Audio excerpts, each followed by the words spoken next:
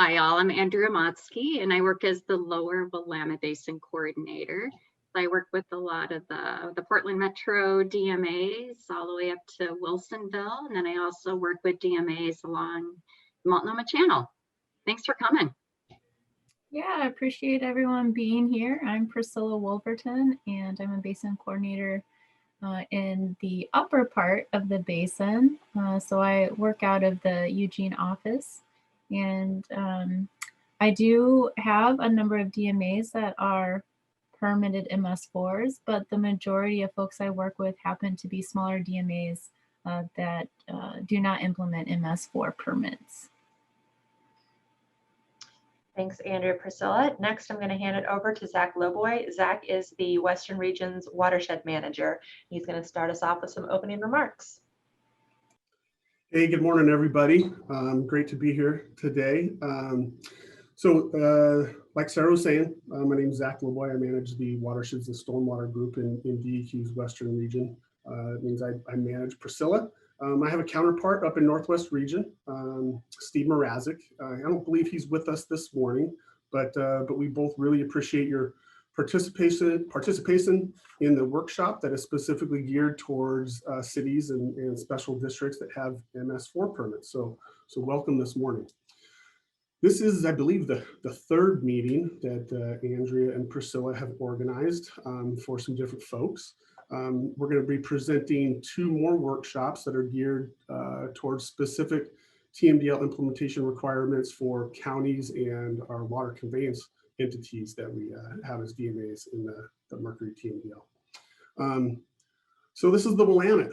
It's the most populous basin in the state, and there's numerous agencies and jurisdictions in the Willamette. So there's actually 172 that we've made DMAs who will be working towards reducing mercury in our state's waterways so that people can safely consume fish and shellfish. So although we acknowledge that some of the DMAs, some of them that are on this call and some of them that have participated in other meetings, have a potentially greater or lesser extent or impact on mercury reduction, we just want to acknowledge that it's really going to take everybody. It's going to take a group effort to achieve the mercury reduction goals.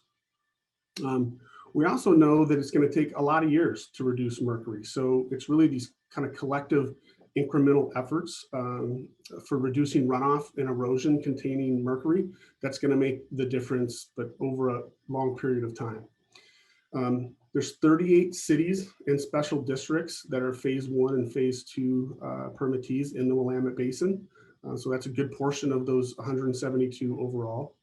And actions implemented by that group, most significantly through permit requirements, will be a good important component of reducing mercury and sediment from urban runoff.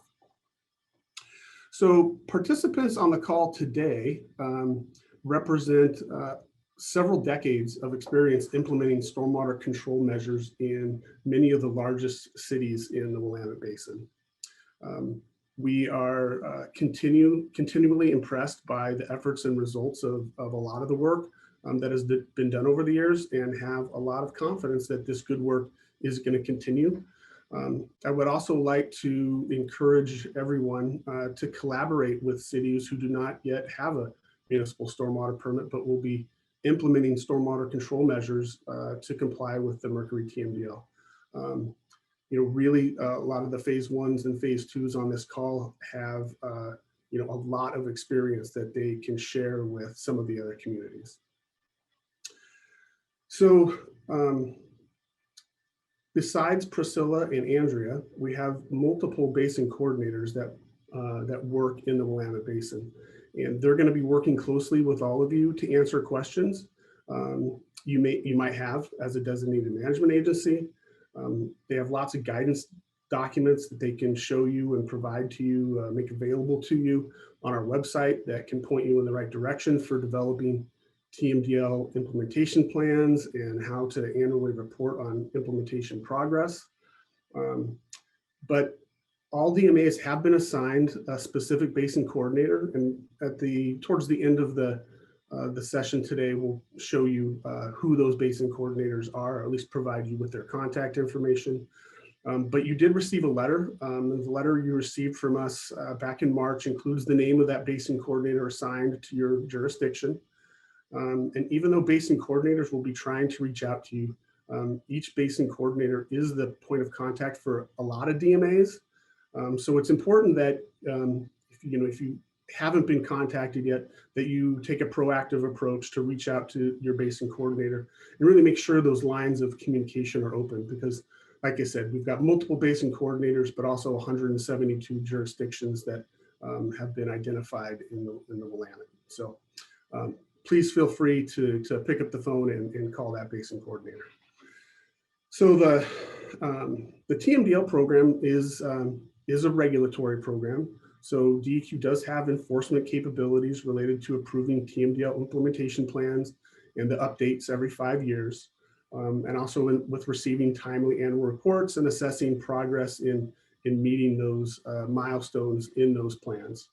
So in turn, the basin coordinators will ensure that DMAs are aware of the reporting requirements and expectations for successful TMDL implementation plan development. Again, that's really speaks to that good communication back and forth between basin coordinators and all the DMAs, so you're not caught off guard with what expectations are, and that we can hopefully help to inform you and keep everyone in compliance. So we had planned on doing a deeper dive on covering MS4 permitting requirements related to the Mercury TMDL today, but unfortunately we have some MS4 staff that were unable to attend this morning. Therefore, we're going to turn it over to Priscilla and Andrea, and they're going to lead you through the rest of the workshop, which will give you an overview of the non-point source requirements related to DMAs that are MS4s, rather than specific MS4 permitting requirements.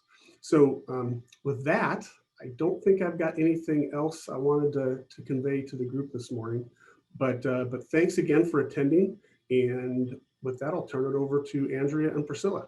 Take it away. All right, thank you so much, Zach, for those intro remarks. You can hear me, right, Sarah? And I'm sharing my screen. You're all good. All righty. So I am going to start it off today. And then as Sarah mentioned at the very beginning, about 2/3 of the way through, we'll pause for a break to answer any questions that you might have. And then Priscilla will finish up the presentation for today. So what I wanted to do first is start off with a poll, kind of get to know your audience. I mean, I think we know who our audience is, but if you would like to answer this poll, so what is your current MS4 status? Currently implementing a permit, or you anticipate implementing one in the near future? So let's take a look here. Give it a few more minutes.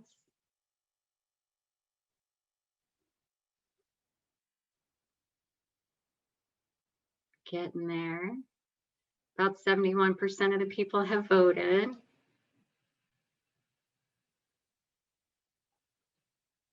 All right. Doesn't look like we're going to go much past 71%. So the majority of people here, which it's the right workshop for you. This is specifically geared towards DMAs with MS4 permits.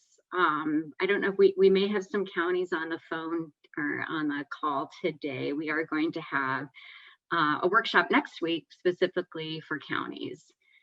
Okay, well, I'm going to go ahead and close it. Okay. All right. Well, thank you for that. Next slide.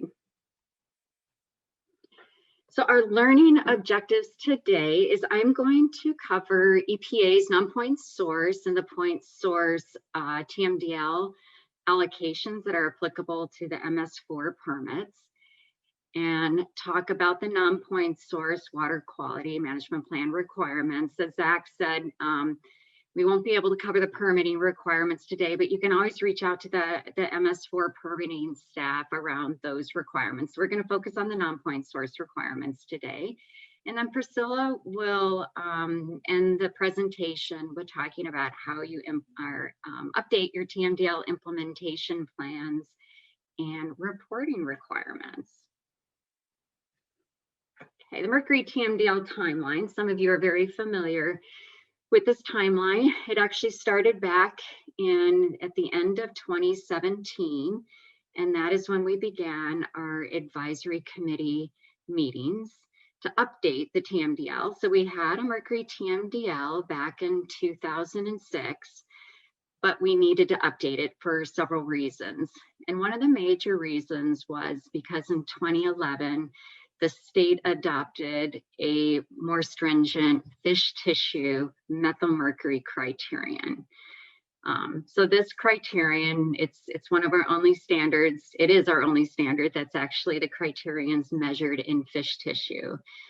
That was updated in 2011, and so we needed to update the TMDL to meet that more stringent target.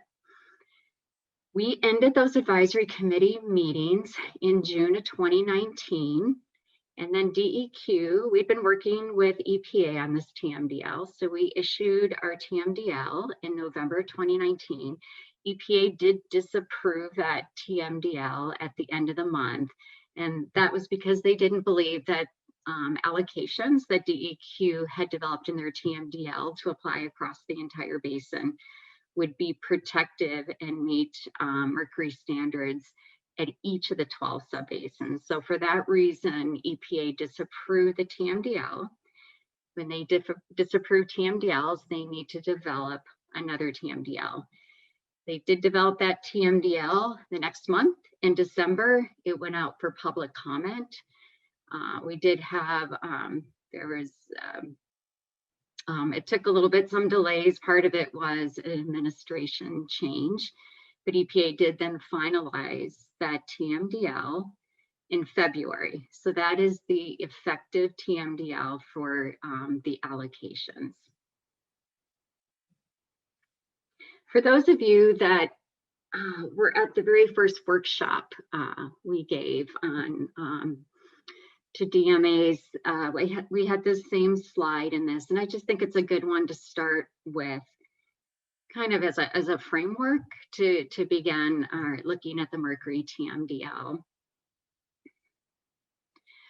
Most of the mercury that's coming into Oregon is coming from air deposition, and air deposition from outside the state. It can be national sources and even global sources.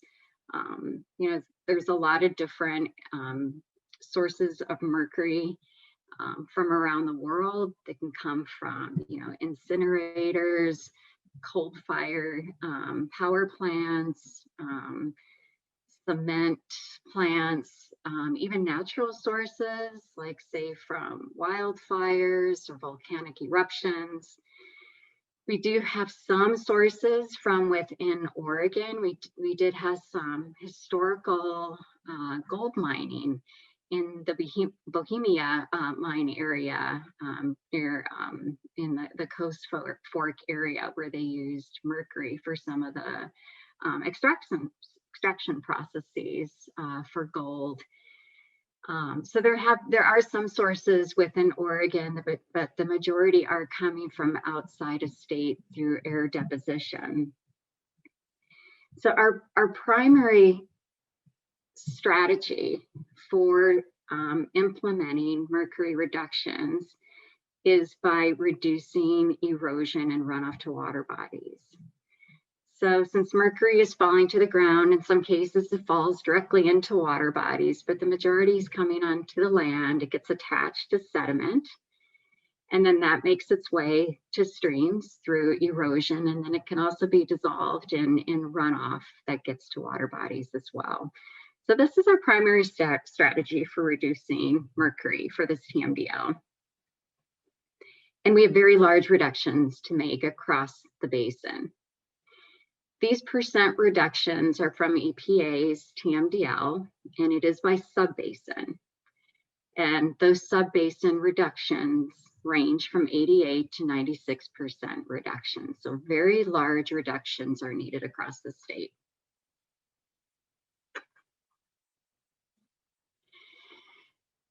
It is important to the state, though, that we have in the past implemented actions to reduce mercury where we can. So these are some examples that the state has done to reduce mercury. For example, PGE, they had a coal-fired plant outside of Boardman, and I believe that just closed last year. And so that was one of the largest emitters of mercury within the state. And in 2019, the state of Oregon joined 20 other states in a lawsuit against EPA's decision to ease restrictions on coal-fired power plants, which can be a source of mercury and other contaminants. And also to note here, EPA is a designated management agency in the Mercury TMDL. And that is because they have roles in some of the Superfund sites in the Willamette Basin around mining. And also they're in a better position to look at national and even global efforts to reduce mercury emissions. We have also had various state bans and restrictions and how to manage different products containing mercury. And in 2007, the legislature required dental offices to install dental amalgam separators. And as many of you know, our dental fillings can contain mercury, silver, and other metals. So that was a pretty significant way of reducing mercury that goes to wastewater treatment plants, because it's very difficult to remove mercury once it's in the waste stream. And then just through hazardous household waste collection days, being able to bring materials that you have around the house containing mercury to be safely disposed of. So there are some statewide efforts to reduce mercury, doing what we can within the state to reduce mercury. And noting EPA's disapproval of DEQ's TMDL. So EPA's TMDL, that TMDL contains both the waste load allocations and the load allocations, and it's by 12-digit HUCs, okay, or by the 12 different HUCs that is across the Willamette Basin. So you do need to go to EPA's TMDL to find what those allocations are. There is a link to EPA's TMDL on DEQ's Mercury website. EPA also stated, though, that reasonable assurance for implementing their TMDL continues to rely on DEQ's Water Quality Management Plan. So the actions in the Water Quality Management Plan, which is posted with our TMDL on our website, they continue to be effective, and that's what we're going to cover today. So in summary, the effective allocations are EPA's TMDL, gotta look there, but then the effective management measures are contained in DEQ's Water Quality Management Plan.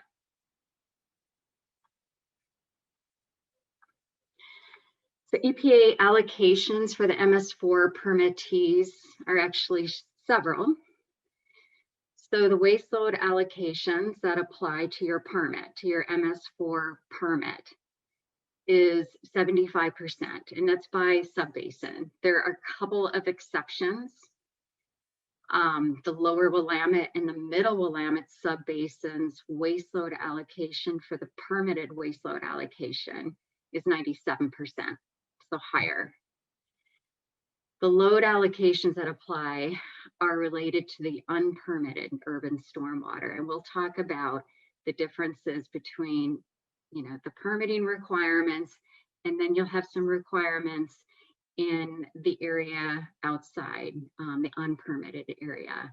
And that's a 75% reduction load allocation. Again, just one exception in the middle Willamette, which is 97% reduction. So large reductions needed. These are aggregated, I just mixed two words together, aggregated allocations, which means that these loads together, so by the subbasin, the permittees together must meet the allocations in each of the subbasins.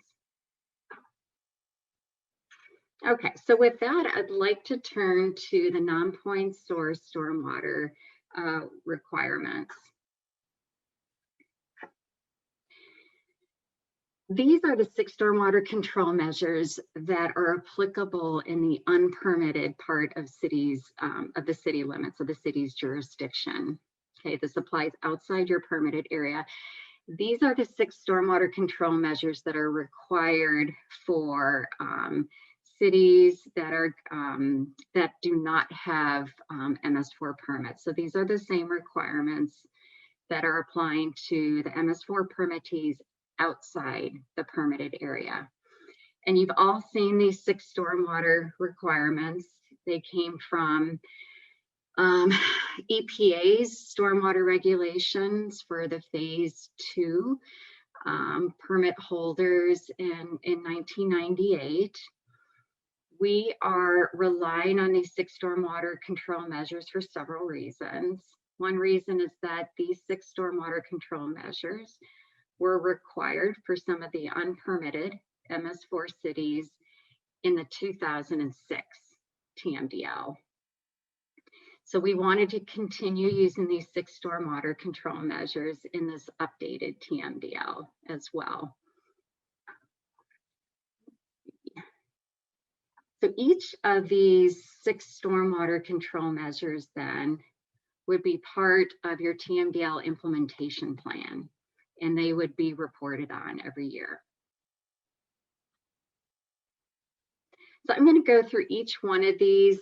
I won't spend a lot of time because many of you are experts in these stormwater control measures, more so than I am.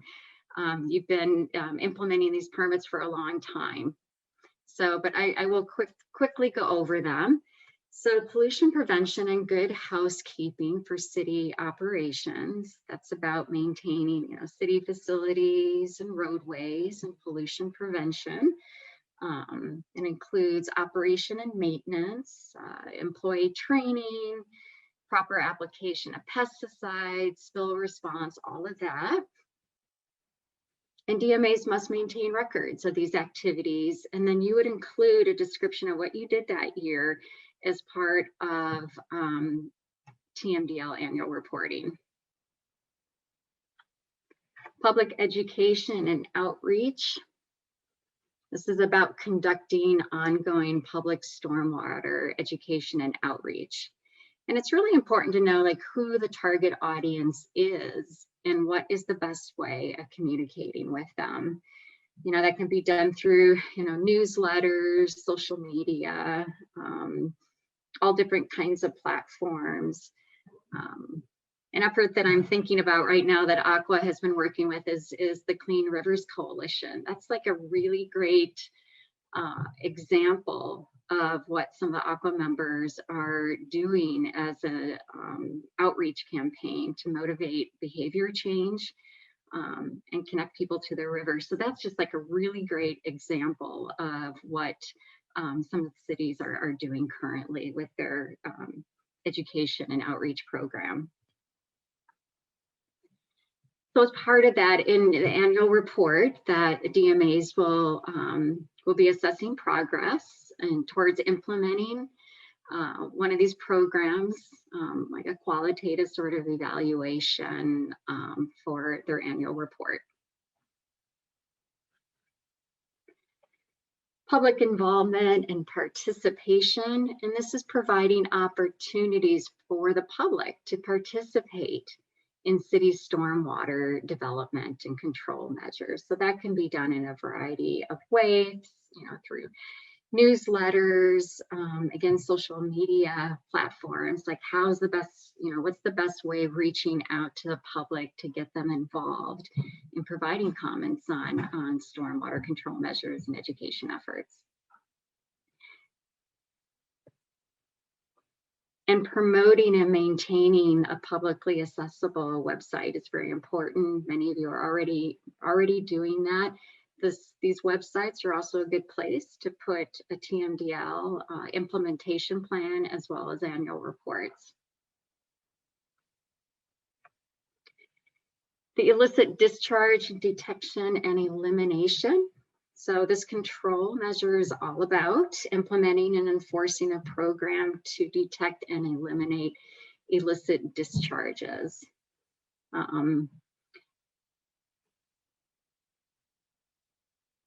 Part of this as well is maintaining a system map. Many of you should already have a digital inventory of your system. These maps would not necessarily need to be in a TMDL implementation plan, but we would want you to point to where these system maps could be found. So whether it's on a website, in your stormwater management program, or other documents, point to where that can be found. And then include a procedure to document all the complaints, different complaints you might get about illicit discharges into storm drains. Construction site runoff control.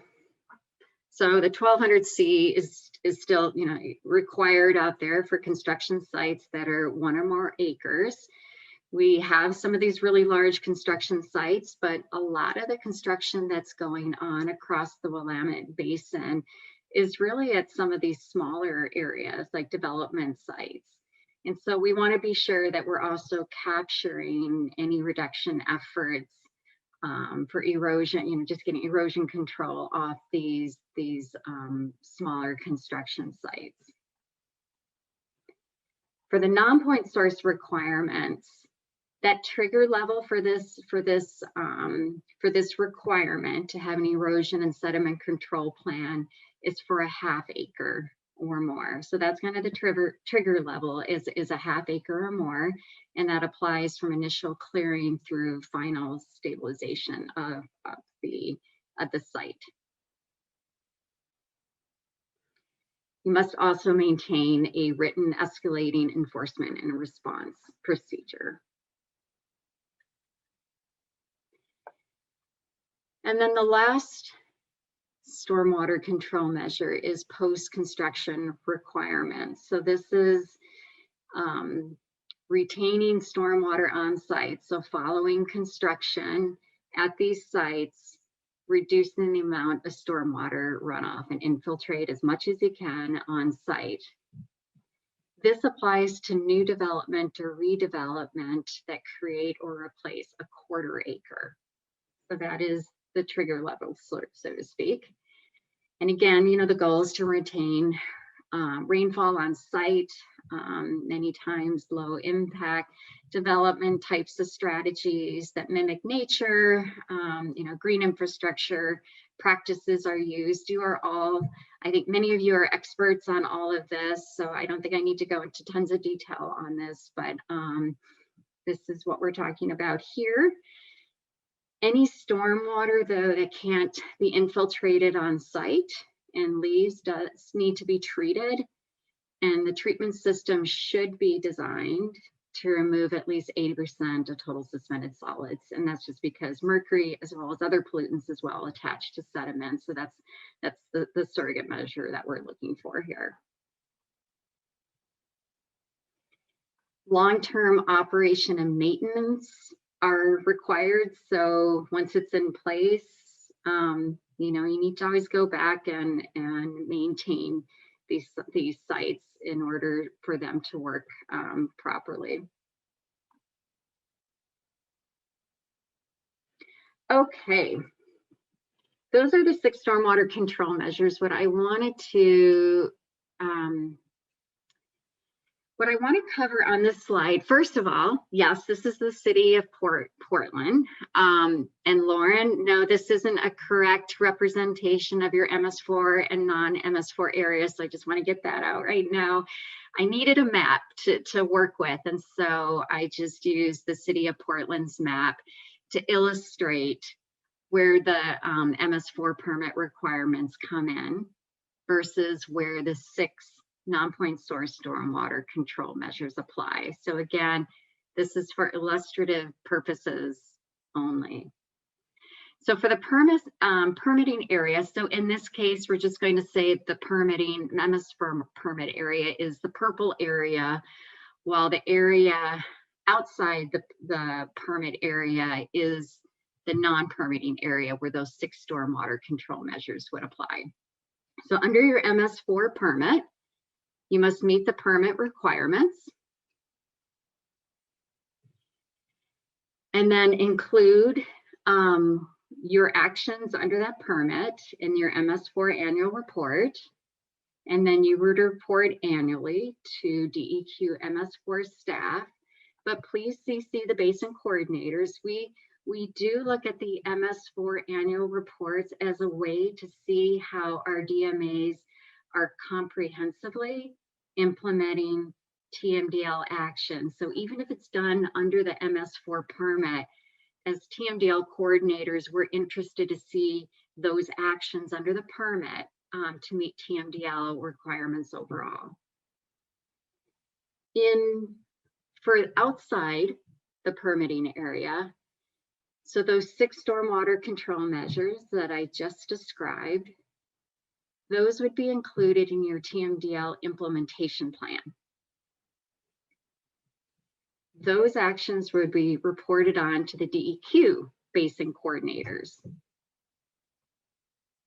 And just noting that if there are other jurisdictions within the city limits, so say it's an ODOT roadway or a county roadway, or there might be ODA jurisdiction or something like that within the city limits, those 6 stormwater control measures don't apply to those specific areas. Those DMAs will have their own TMDL requirements. So I just want to be clear where those apply. Okay. Can an MS4 apply stormwater requirements that are under their permit to the non-permitted area to satisfy their non-point source stormwater requirements? They absolutely can. If you find that it's just easier to implement what you do under your permit to the unpermitted area, you can definitely do that, but it is not necessary. If you don't want to do that, that is fine, and you just need to follow what those minimum requirements are under those 6 stormwater requirements that I went through. And in some cases, what if we're already doing that? What if we are already applying some of those permitting MS4 requirements to our unpermitted section? You can, and if you're already doing it, you're doing it. So you just need to articulate that in the TMDL plan. One way of being able to do that is you could put a table together of those 6 stormwater control measures, and you could say, like, under the first control measure, like say public education or something like that. It's likely applying across your entire city jurisdiction, not just to your permitting area. So if that's the case, just say that. Clearly explain how any of your permitting requirements are already covering actions that would be related to your unpermitted area. And it also would be really helpful as part of when you update your TMDL implementation plans to include a map of your permitting, your MS4 permitted area versus your unpermitted area. And for some of you, it might be one and the same. It might be one and the same. So if it is, it's just helpful to have a map. The basin coordinators will appreciate that. So this is my last slide before we go to the question section. So the other component of the water quality management plan addresses direct discharges to water bodies. And this requirement really is just to ensure that for the MS4 permittees, that it's not just simply stormwater, reducing stormwater through a conveyance system to water bodies within your city. We also just wanted to be sure that, you know, the MS4 permit holders are all just looking more holistically. So looking at direct discharges to water bodies, which many of you are already doing because most of you are DMAs for the temperature TMDL. And so you already have riparian ordinances, environmental overlays that apply within your city. You're already doing, restoration activities on streams that run through your city, or you're working with watershed councils to work with private landowners on enhancing, protecting riparian areas. So a lot of the actions that you're doing under your temperature TMDL around the riparian area can also provide buffers to reduce the amount of sediment going directly into water bodies. So really what this is just saying is we just wanted to make sure that cities were also looking more comprehensively. My sense is many of you are already doing this through actions. So with that, I would like to pause here and take any questions that we might have.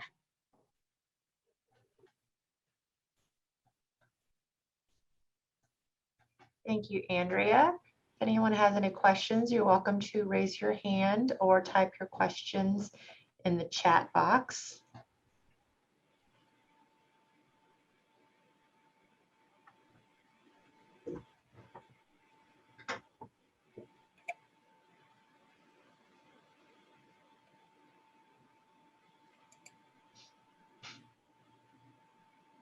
Well, nothing so far, Andrea. Whoa, I got off easy. Right? You're doing such a good job.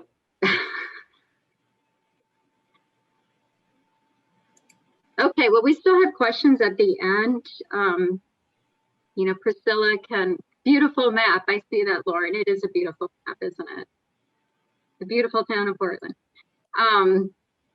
Yeah, we have time at the very end for questions as well. So so we can also address maybe the questions that come up then. Okay, thanks, Andrea. Sarah, is my slide showing TMDL implementation plan updates? Looking good. Awesome. So we just have a few more slides we want to share today. Most of you on the phone today already have implementation plans that you're using to guide implementation. And so most of you won't be developing new plans, but you'll be working to update the plan you already have to make sure that you articulate how you're going to be meeting the requirements of the revised Mercury TMDL and what things you'll be doing to implement the 6 stormwater control measures that Andrea just went over. So just a reminder that these updates are due by September 3rd, 2022. And our expectation is that the plans you submit should be approvable. We may have some feedback. It's okay if they're not perfect, but we do not want to receive draft plans in September of 2022. There's plenty of time to get in touch with us and ask questions and work through a rough draft to make sure that you are ready to submit an approvable or almost approvable plan in September. And just a reminder that your implementation plan, needs to include all of the objectives that are identified in the water quality management plan for each of the 6 stormwater management measures. So some of these things may be things you're already doing. They're just not explicitly identified in your current plan. So you just need to be sure that all that information is provided in the plan. And of course, your implementation plan will also have to include dates to meet the implementation deadlines associated with these 6 stormwater measures. Our expectation is that you're able to fully implement all of these things by the end of 2023, which is the end of the current Willamette Basin 5-year cycle. Now, if you are in a position where you need to develop an ordinance or update a stormwater management plan or change design standards, having that in place by the end of 2023 may not be doable. And that's okay. Your basin coordinator can work with you one-on-one to identify an appropriate timeline if you perceive some challenges in fully implementing these new requirements by the end of 2023. Another thing that is more explicitly identified in the Water Quality Management Plan this time compared to 2006 is the need to estimate the costs of implementing your TMDL plan. Some of you are already providing this information and some of you are not. But moving forward, we'd like to see at least a 5-year time frame estimate for what funds are needed, staff time needed, and the sources of support for implementing all of the various elements of your TMDL implementation plan. And, you know, estimates are what we expect. We understand that you may not have an exact dollar amount, and that's okay. We are asking for your best educated estimate. Measurable objectives. This is a term that's come up in all of our workshops so far, and you'll hear more of this moving forward. When we talk about measurable objectives, we're talking about strategies, including a method to track progress and document challenges. So you need to be able to measure against progress. Are you gaining ground on successfully and fully implementing the strategies in your implementation plan? And part of the measurable objective is to have interim timelines, interim goals, so that you know whether or not you're making progress in a timely manner. So we're going to be looking for measurable objectives and these timelines. And if they're not in your plan, we will not approve your implementation plan.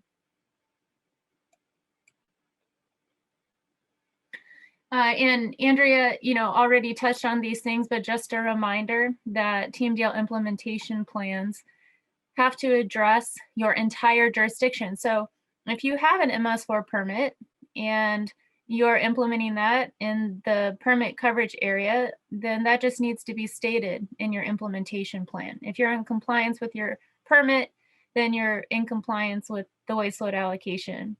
But then you also need to be sure to articulate those things you're doing outside of your permit area to meet the non-point source load allocation. The strategies and actions for your TMDL pollutants without waste load allocation, so that's your non-point source load allocation, are going to probably be sussed out in more detail in your implementation plan, because you can always point to your MS4 permit and MS4 annual report for information about the permit area, what you're implementing inside your permit area. But the implementation plan you know, needs to sufficiently detail how you're implementing the non-point source load allocation. And this is something all of you are already familiar with because you're already doing this when you describe your implementation strategies and actions related to the temperature TMDL that you've also been implementing since 2006. So this is, Andrea shared a timeline with you earlier that got us up to present day. Here we are looking forward. In March, you received a notification letter about your status as a DMA in the revised Mercury TMDL. And that letter started an 18-month clock or time frame for you to update and work with your basin coordinator on getting an approvable plan for the Mercury TMDL in place. And all of those plans, again, approvable or almost approvable is our preference, are to be submitted by September 3rd of 2022. So plenty of time to work with your basin coordinator, but time flies. So as Zach mentioned earlier, really encourage you to be proactive about reaching out to your basin coordinator and making sure that you understand what requirements you have and how those need to be represented in your TMDL implementation plan. Annual reports. So most of you on the line today have been submitting these for a long time. So just a few reminders. Now, annual reports are submitted every year. They are annual, and they are going to describe what progress or what challenges you've come across in implementing the strategies and actions in your implementation plan. Annual report dates vary from DMA to DMA. So if you don't know when your annual report date is, contact your basin coordinator. They're going to be able to let you know. We are also asking that you post your annual reports and TMDL implementation plans to your websites. A lot of you already do this. Some of you are not. Moving forward, our expectation is that information is available to the public. If you want to align your MS4 annual report date with your TMDL annual report date, we can accommodate that. Just reach out to your basin coordinator and let them know that's your preference, and we can adjust your TMDL annual report date to coincide with your MS4 annual report date. In year 5 of implementation, you take a 5-year review where you look over the previous 4 years of implementation. So this is a more comprehensive review than what you provide in your annual report. The next 5-year review for the Willamette Basin is in 23 for most DMAs. We do have DMAs in the Molalla Pudding, as well as some in the Upper Willamette, the DMAs that I work with, that report on dates that don't exactly coincide with 2023. But regardless of the exact date your 5-year report is due, we will likely be using a Survey Monkey, an online form to gather information about your implementation efforts that cover the previous 4 years. And, you know, looking through the names in the participant list, I know a lot of you joined us in Wilsonville a couple years ago for a presentation about the results of the 5-year review. And we expect to do that again. Once we collect all of the responses in 2023, we anticipate looking through those results and compiling them and sharing those with you, so you know what we know about TMDL implementation in the Willamette Basin. Enforcement, not a fun topic. You know, we prefer to work collaboratively and provide technical assistance whenever possible. But just a reminder that TMDL program is a regulatory program. Implementation plan is a regulatory tool. It does not operate just like a permit, but it does have, we do have enforcement authority. And so be sure to update your plan, implement your plan, and submit annual reports and 5-year reviews on time. If you don't, you'll receive a warning letter that lets you know, hey, you're on notice. You didn't do this thing. You're supposed to do this thing. Usually after a warning letter, DMAs, my experience has been that they respond and send the information that they're expected to send. Occasionally that's not the case, but if you are being proactive about talking to your basin coordinator and you're implementing your plan and you're documenting measurable objectives and using adaptive management, there's no reason we should end up in enforcement. But just a reminder, this is a regulatory program, and at times we do have to use enforcement to gain compliance. Basin coordinator. So Andrea and I are on the line today. Nancy Gramlich has also joined us. Roxy Nayar, Brian Kretzberg are also basin coordinators that work in the Willamette Basin, and we slice and dice by sub-basin. So if you're not sure who your basin coordinator is, you can just grab any one of these names and we'll help get you to the right place. But again, please don't hesitate to reach out to your basin coordinator. We're here to help you stay in compliance with the TMDL. And we do have a couple more workshops coming up. Next week, June 1st, we have a workshop specific to counties. If you've looked at the water quality management plan, you already know that the stormwater measures that are required of counties look a little bit different than those required of our city designated management agencies. So if you represent a county, it's a good idea to join next week. So you know what those county specific requirements are going to look like. And then on June 8th, we do have a presentation for our water conveyance entities, irrigation districts, and drainage districts. They are unique from DMAs in many ways, but they also operate systems that receive water from DMAs. So it may be of interest to you to join us on the 8th as well, especially if you happen to send water to or receive water from an irrigation or drainage district. And with that, we have time for some additional questions, if you have some. Thanks, Priscilla. Yeah, we have 2 questions right now. First one, regarding the construction runoff control measure. Hold on, my screen just changed. Regarding the construction runoff control measure in non-MS4 permitted areas, are DMAs just to require erosion control for construction sites between 1/2 acre to 1 acre, where DEQ's 1200C permitting authority would kick in?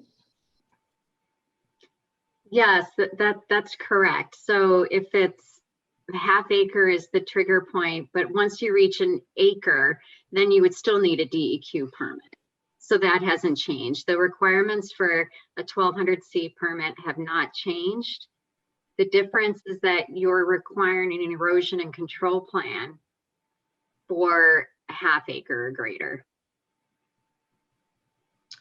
All right, another question. Does DEQ's order to comply with the TMDL Water Quality Management Plan convey some sort of authority to DMAs to implement actions that they currently don't have the authority to do, like control illicit discharges to non-MS4 outfalls, or control pollution discharged directly to waterways? DEQ isn't delegating their authority, so DMAs need some basis for their regulations.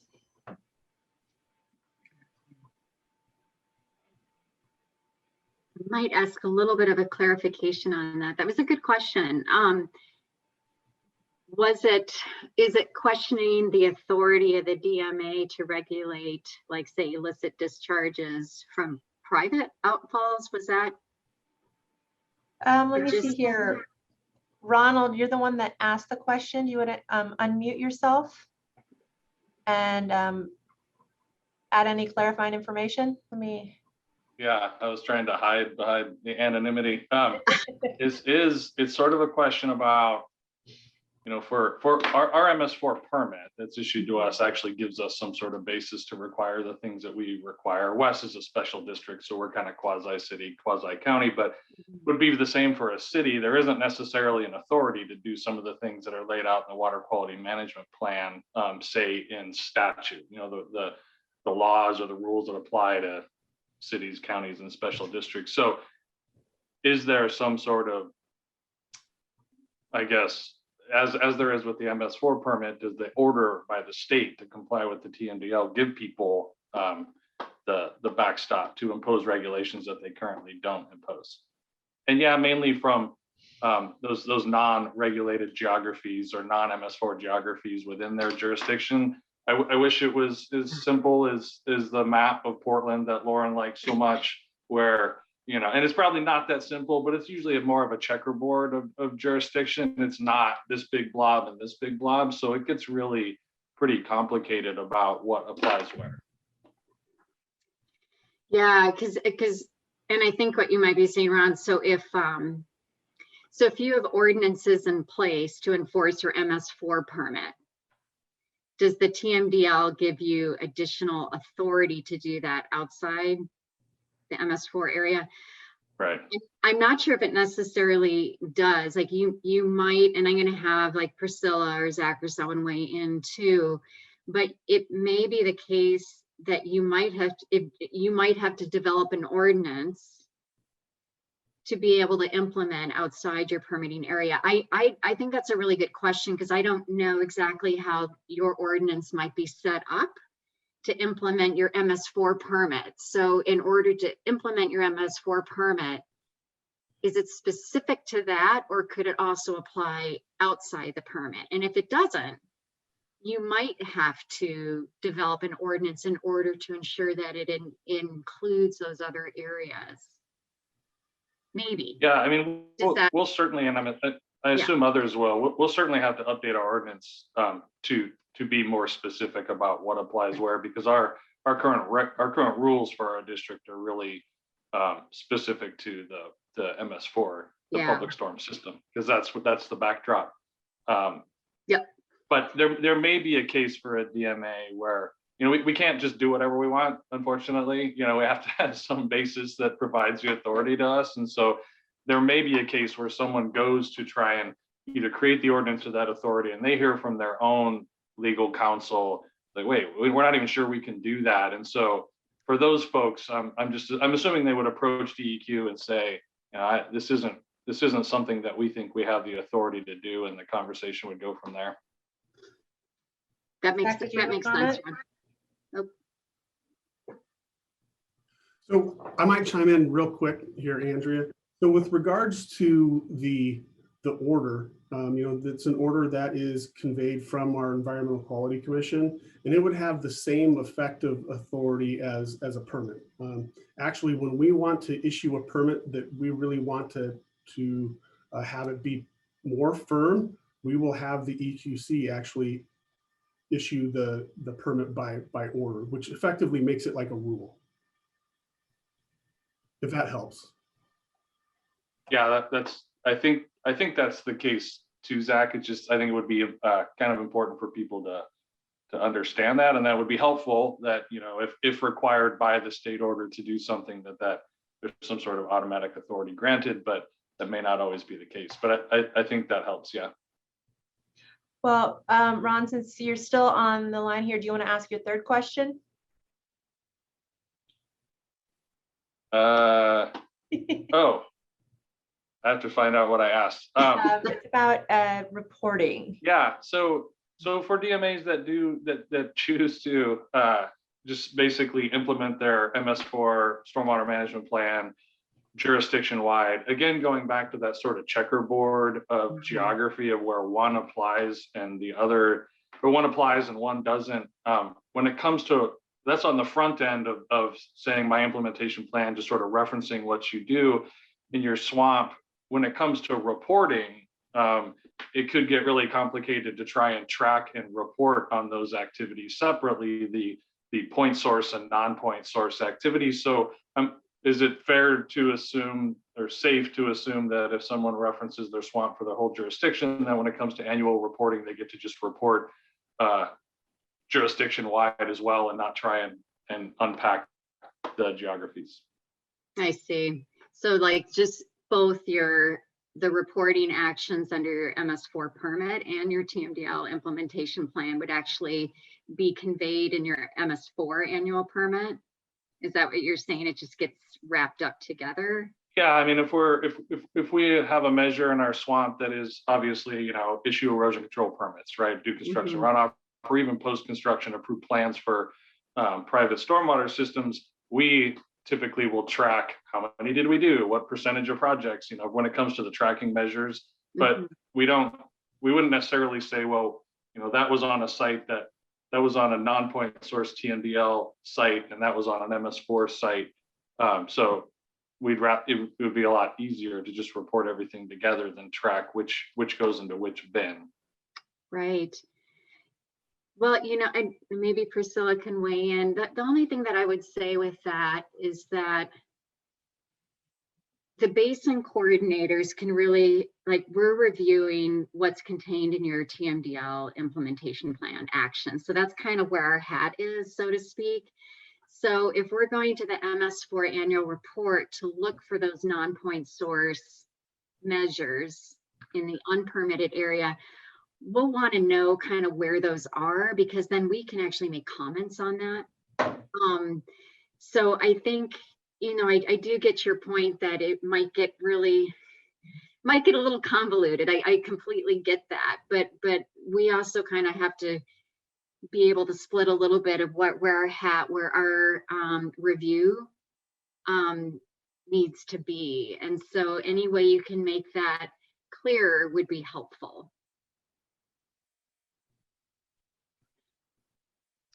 Thank you. Let's see here. Lauren raised his hand next. So Lauren, you want to go? Yeah, thank you. I actually, the question that Ron asked about authorities is a really, really great question. I think maybe warrants some follow-up, and in a lot of ways, I think it's also just a legal question. We're kind of in a similar boat where a lot of our ordinances apply just to the assets that we own. You know, the MS4 conveyance system. So we still run the programs in other areas, but like in the case of spills or releases or something, if it's a private outfall site or something, we would refer that to DEQ. That's still implementing a program. It's just we don't have the authority to enforce. So I guess I just wanted to second that question and say that it's definitely worthy of follow-up. My question is about timing of the plans. So the TMDL implementation plan is due September 22, which is going to precede the likely due date of our MS4 stormwater management plans that will be required per our new permits for particularly the phase 1 MS4s. So, you know, we're going to be working on those, what we call swamp documents and sort of stormwater master plans up until that time, right? Which is after the due date of this one. So I guess I'm just wondering what your team's desires or expectations are going to be if, you know, I don't think that the two plans, at least for Portland, will be like super out of alignment or super divergent, but in a certain way, it might make the TMDL implementation plan a little stale once we, you know, develop and submit our new swamp. So are you guys going to want it? So how are you thinking through that issue? Right. No, that's a good question. You know, I think the actions under your MS4 permit will follow what the MS4 program is requiring. So that's kind of going down its own pathway. So the pathway that we're focusing on with the MS4 permit holders is your TMDL implementation plan with the non-point source strategies in them. If your swamp, since we do look to the MS4 permit to be implementing the permitting side of the TMDL, it's always important that the TMDL aligns with the MS4 permit.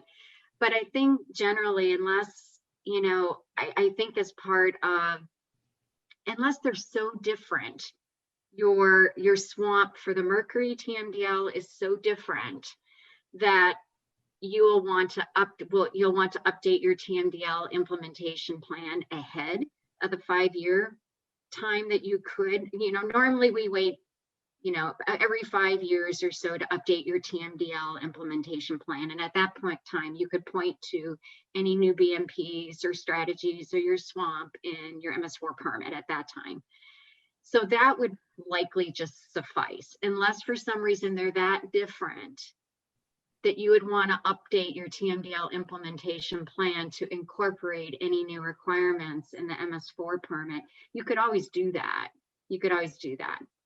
But if they're not that, you know, significantly different, then you can just wait to the TMDL 5-year review time, update your TMDL implementation plan, and then point to any of your new MS4 permit strategies, because that will go in your implementation plan at the high level. We'll look to your permit for all the details on that.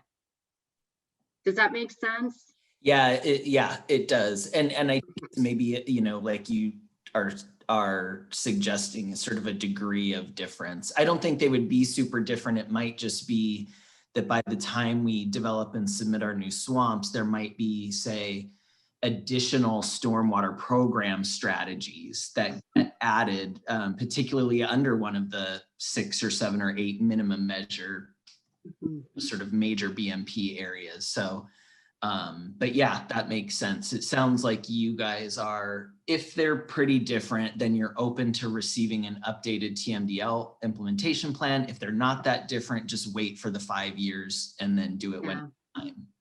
Because that's already, when you think about it, it's due in 22, right? The implementation plan. 2023 is when we'd be doing the year 5 update. So that's the whole review. You'd be looking at updating your TMDL implementation plan. Maybe that would be end up being good timing anyway for that. Right. But you know, if you have any questions, just talk with your basin coordinator about any of those specifics. You can talk with me, Lauren, you know, later on if we have questions about that. But otherwise, you know, just reach out to your basin coordinator if you have questions about any of that timing, and they can help you out. Cool, thank you. All right, we've got another question here. Can you talk about how DEQ sees the relationship between the Mercury TMDL and 1200Z permitted sites, and the degree to which the Z permit requirements address the Mercury TMDL? Sure. I'm not an expert on the 12Z. I do know that the waste load allocation that was given to the MS4 permittees include the other stormwater permits. So the 12Z, the 12As, and the 1200C permits are all wrapped up into that waste load allocation. And I think the idea is that requirements in the 12Z reduce, you know, sediment, you know, as it is. I think in the permit, there are requirements. Again, I'm not an expert on the 12Z, but I think the understanding was that the requirements in the 12Z would likely reduce, you know, sediment, thus reducing mercury. So I think by implementing the 12Z, you're doing what you can to reduce mercury from those sites. I believe that's the case. I'm not an expert on that. Thank you. There was a hand raised earlier, City of Kaiser. Did you have a question? Oh, sorry. No, my question got answered. Thank Okay. you. Well, thanks. See, a reminder to anyone on the phone, you're welcome to email me if we have questions.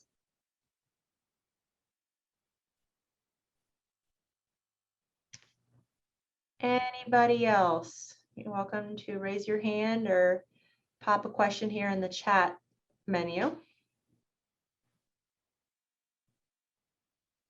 Let's see here. Is that another question from Ronald? Yeah, sorry, real quick.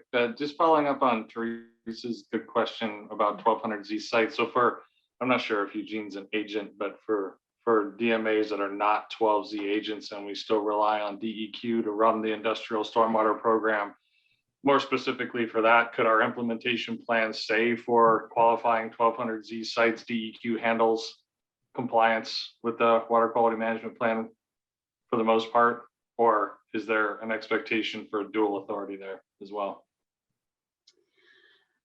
Let me think about that. I mean, my understanding is that the 12Z permit requirements don't change because of the Mercury TMDL.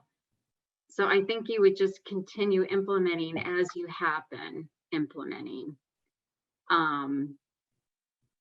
So I'm not sure if that answers the question exactly, but I don't believe there's any additional requirements, the 12Z. Those requirements as part of the 12Z is, I think, the implementation for Mercury. Lauren, is your hand still up or did you have another question? Yeah, I had another one actually also following up on. I'm sorry about that.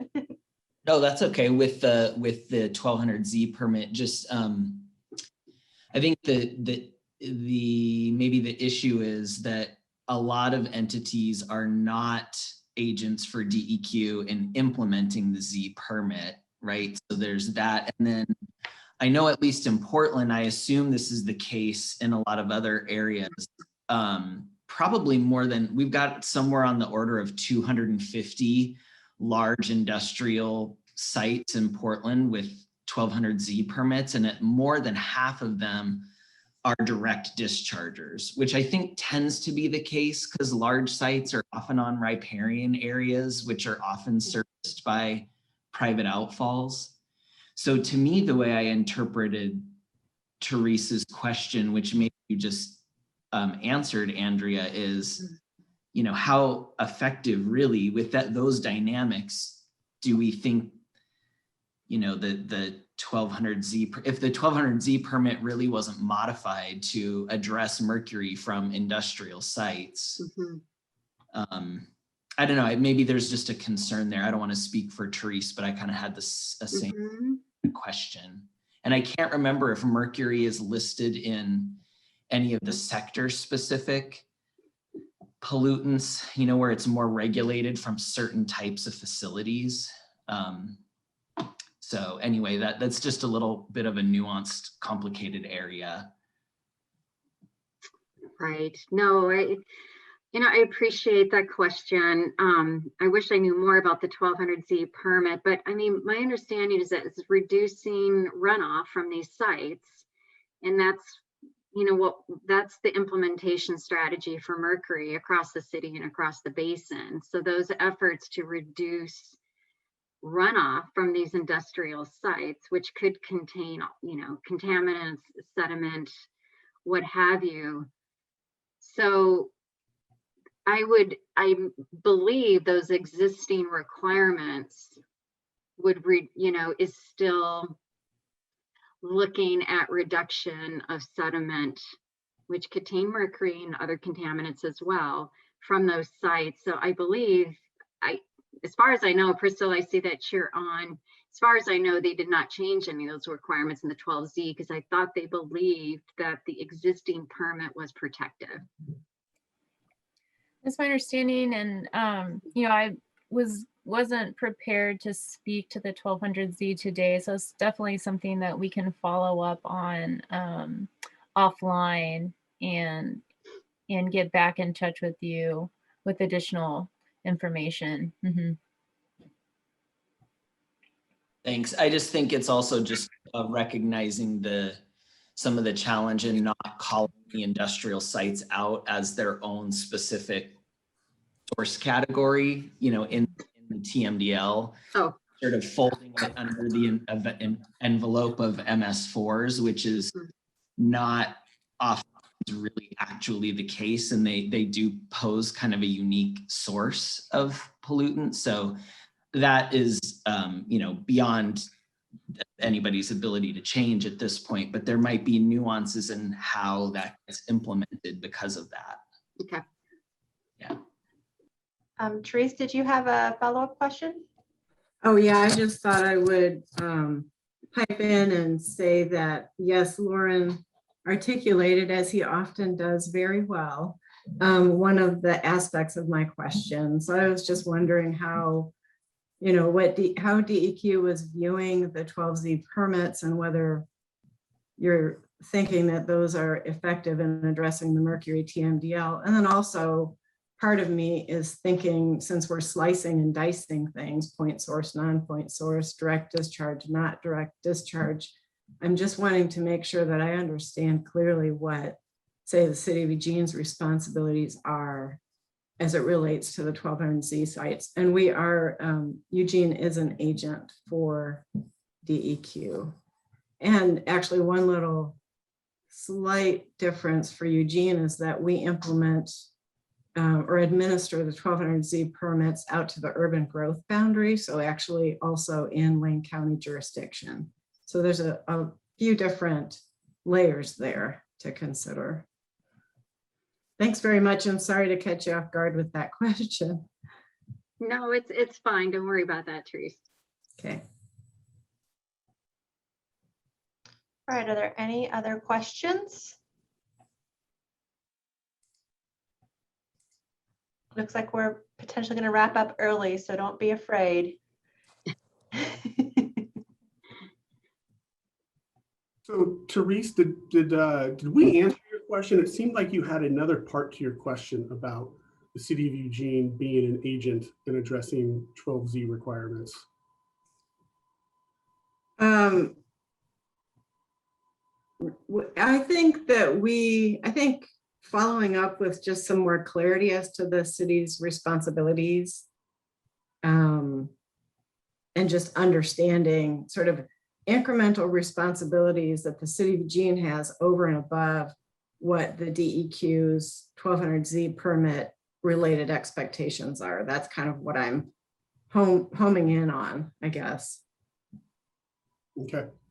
Because I'm not an expert on the 1200Z permit program either, but my observation of it, and anyone please correct me if I'm wrong, is that it's pretty pollutant specific. I mean, a certain industry has to meet, if benchmarks is the right word, still benchmarks for certain pollutants, and they may or may not meet those. And if they don't, it's still not out of compliance. They need to do additional measures. So it's kind of like, it's got a pretty wide, in my mind, gray bandwidth within which an industry is still in compliance with their permit, but they're not meeting their standards for those specific pollutants, none of which may be mercury, right? And so zooming in on those specific things. And so I'm just wondering how do those permits adequately address the mercury at TMDL? Okay, yeah, so we can try to get some clarifying language and specifically dig into that. I'm actually not super certain exactly what the TMDL said with regards to the 1200Z permit, but I think what it said, and Andrea alluded to this earlier, I think that the 12Z permit was given basically a waste load allocation that was equal to the requirements in the 1200Z permit as it stands, which basically means that there isn't any additional thing that those registrants would need to do.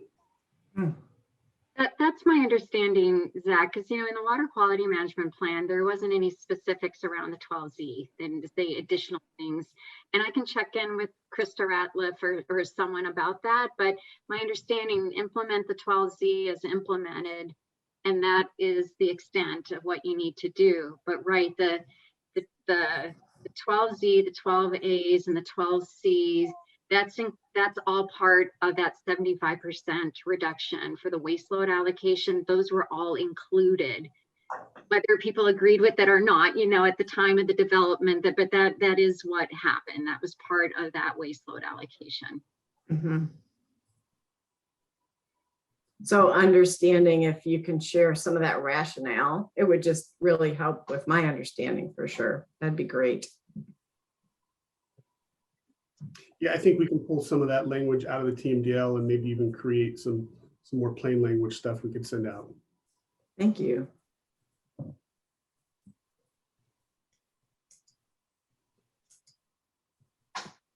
All right, any other questions or last words from the speakers?